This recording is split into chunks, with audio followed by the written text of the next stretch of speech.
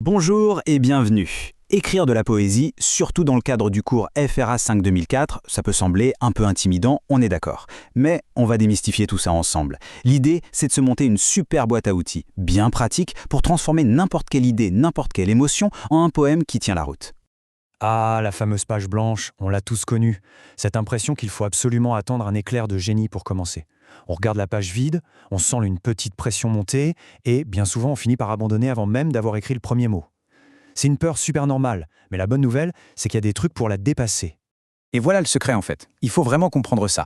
La créativité, ce n'est pas de la magie, c'est une compétence. Et comme toutes les compétences, ça se travaille. On peut vraiment voir ça comme une boîte à outils. Personne n'a besoin d'être né avec un marteau à la main pour apprendre à construire quelque chose de solide, pas vrai? Il suffit juste d'apprendre à se servir des bons outils. Alors, explorons ensemble ce qu'il y a dans cette fameuse boîte.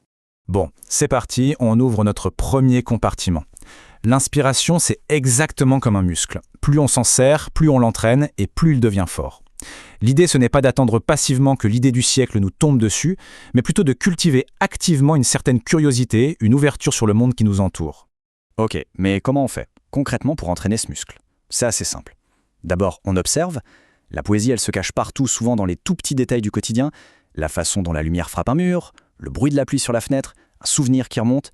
Ensuite, il faut choisir une émotion. Est-ce que ce poème parlera de joie, de nostalgie, de colère? C'est cette intention qui va vraiment servir de boussole pour choisir les bons mots. Prenez cet extrait de Rimbaud, c'est un exemple parfait. On voit bien comment il transforme une simple balade en été en une image super puissante. Il ne décrit rien de fou, rien d'extraordinaire, il part d'une sensation toute simple, la marche, les épis de blé qui piquent un peu la peau, et hop, il nous embarque directement dans son monde.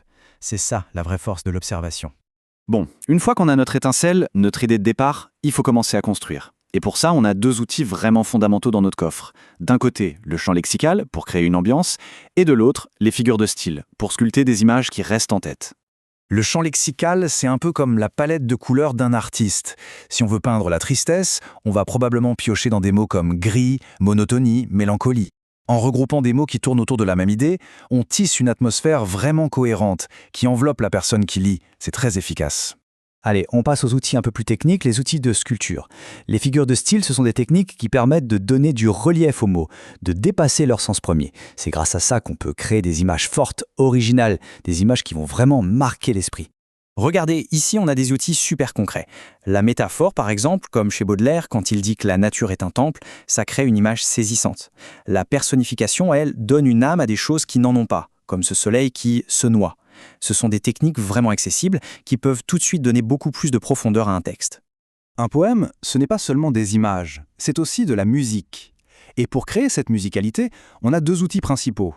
La rime, qui crée des échos entre les sons, et le rythme, qui donne une cadence, un tempo au vers. C'est ce qui fait qu'une simple suite de mots se transforme en une petite mélodie. Et il ne faut surtout pas être intimidé par les règles, on peut commencer tout simplement. Les rimes plates, qu'on appelle aussi suivies, donnent un effet assez calme, un peu comme une chansonnette. Les rimes croisées, elles, créent une sorte de va-et-vient entre les vers, ce qui apporte plus de dynamisme. Tout dépend de l'effet qu'on a envie de créer. Oh là là, ça arrive à tout le monde, même aux plus grands poètes. On a le mot parfait en tête, l'idée est là, mais impossible de trouver une rime qui sonne bien sans avoir l'air de tordre complètement la phrase. Heureusement, il n'y a absolument aucune honte à aller chercher un peu d'aide. Ces outils-là sont de vrais alliés. Un dictionnaire de rimes, en ligne ou en papier, ça peut débloquer une situation en quelques secondes. Un dictionnaire des synonymes, c'est parfait pour éviter les répétitions. Et le dictionnaire des co-occurrences, c'est un outil génial pour trouver des associations de mots qui sonnent juste, des mots qui vont bien ensemble. Ce ne sont pas des béquilles, ce sont de vrais tremplins pour la créativité. Ça y est, le premier jet est écrit. C'est déjà une super étape. Mais attention, le travail n'est pas tout à fait terminé. Un bon poème, c'est un peu comme un diamant brut. Il faut le polir pour qu'il révèle tout son éclat. Et cette étape de la relecture, elle est absolument essentielle. Voici une petite méthode en 4 temps. D'abord, le plus important, lire son poème à voix haute. C'est vraiment le seul moyen d'entendre la musique des mots, de repérer les phrases qui sonnent un peu bizarres. Ensuite, on vérifie que chaque mot est bien à sa place, qu'il sert notre intention de départ. Puis, évidemment, on passe un petit coup d'outil de correction pour l'orthographe et la grammaire. Et enfin, si c'est possible, c'est toujours une bonne idée de faire lire son texte à quelqu'un d'autre. Un regard neuf voit souvent des choses qui nous échappent. Cette citation de Boileau, elle résume tout parfaitement. La réécriture, ce n'est pas une punition. Au contraire, c'est le cœur même du processus de création. Chaque relecture, c'est une occasion de rendre le poème plus juste, plus fort, plus touchant. Il faut être patient avec son texte et avec soi-même aussi. Alors pourquoi on a vu tout ça? Parce que l'objectif du cours, il est bien concret. C'est de rédiger un texte poétique d'environ 150 mots. Avec la boîte à outils qu'on vient d'explorer, trouver l'étincelle, bien choisir ses mots, jouer avec les sons, et puis tout polir à la fin, eh bien cet objectif devient tout à fait réalisable. Et voilà, la boîte à outils est maintenant ouverte. Tous les instruments sont à portée de main. Il ne reste plus qu'à s'en servir, observer autour de soi, écouter ce qu'on ressent et se lancer.